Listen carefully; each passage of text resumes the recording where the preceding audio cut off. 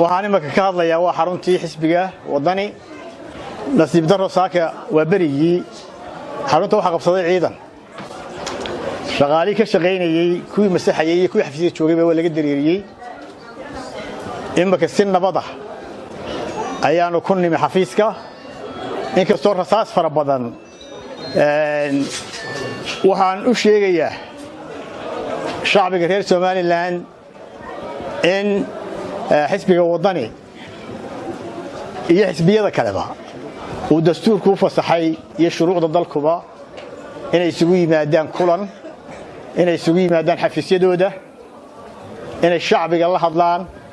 inay taageerayaashooda la hadlaan ciidamada booliiska waxaan soo jeedinayaa waxa waajibkoodu yahay in muwaadiniinta nabadgelyadooda ilaaliyaan muwaadiniinta halkan timi ay rasaasta ku ridayaan waxay ka mid yihiin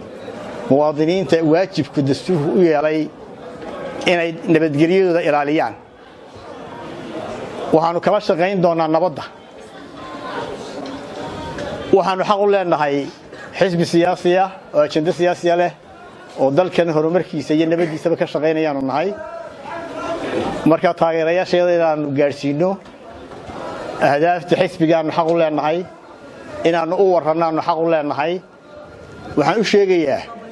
dhammaan maamulada gobolada xisbiga ee shanta ay hadhayna inay isugu yimaadaan xafiisyadooda inaanu halkan nimaadno maalin walba xaq baanu leenahay maanta qura maaha berrina waanu imanaynaa goboladoo dhammina way isu imanayaan xafiisyadooda isugu imanayaan